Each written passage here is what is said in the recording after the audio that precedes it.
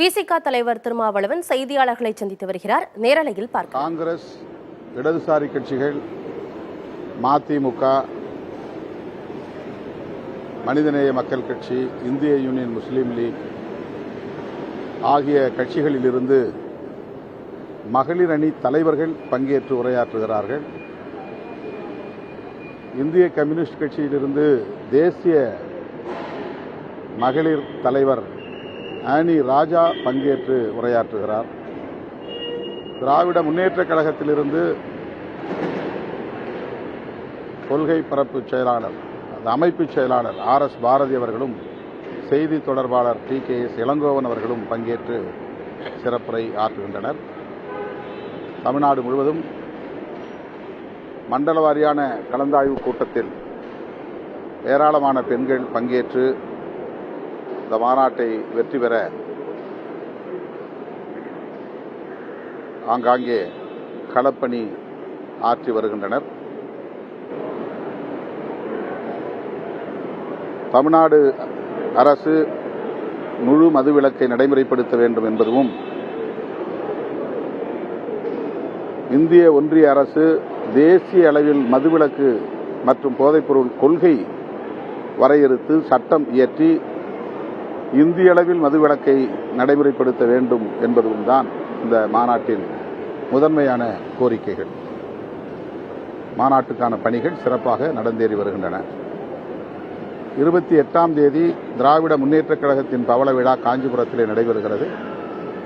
அந்த பவள விழா நிகழ்வில் விடுதலை சிறுத்தைகளுக்கு மாண்புமிகு முதல்வர் அவர்கள் அழைப்பு விடுத்துள்ளார். அந்த மாநாட்டிலும் நாங்கள் பங்கேற்கிறோம். ஆதவ் அர்ஜுனை பொறுத்த மட்டில் ஒரு அரசியல் முதிர்ச்சி இல்லைங்கிறது திரு ராசா கருத்து. அதே போல விசிகாவினுடைய பொதுச் செயலாளர் ரவிக்குமாரும் அதே கருத்தை தான் சொல்றாரு. ஒரு கட்சி தலைமை ஆதவ் அர்ஜுனா மீது நடவடிக்கை எடுக்க வேண்டும்னு ராசாவினுடைய கூட்டத்தை எப்படி பார்க்க? திராவிட முன்னேற்ற கழகத்திற்கும் விடுதலை சிறுத்தைகள் கட்சிக்கும் இடையில் கூட்டணி தொடர்பாக எந்த சிக்கலும் எழவில்லை, எழாது.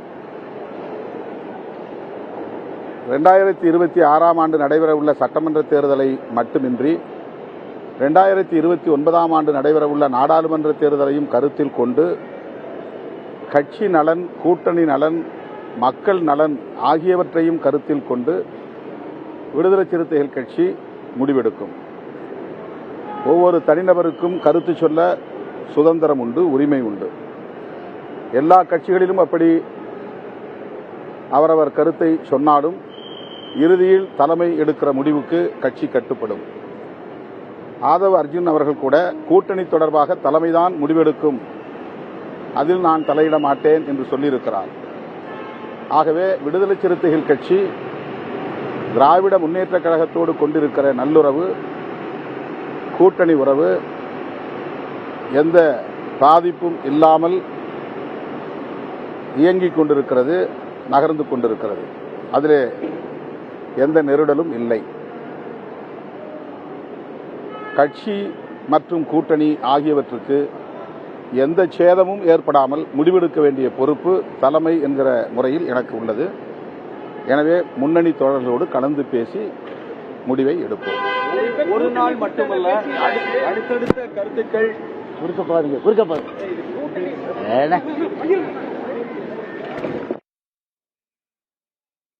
விசிக தலைவர் தொல் திருமாவளவன் செய்தியாளர்களை சந்தித்திருந்தார். அதில் மது ஒழிப்பு மாநாடு குறித்தும் பேசியிருந்தார். மேலும் அக்கட்சியைச் சேர்ந்த நபர் ஆதவ் அர்ஜுனா தெரிவித்த கருத்து பெரும் சர்ச்சையாகி இருக்கும் நிலையில் அது தொடர்பாக செய்தியாளர்கள் எழுப்பிய கேள்விக்கும் அவர் பதிலளித்திருக்கிறார்.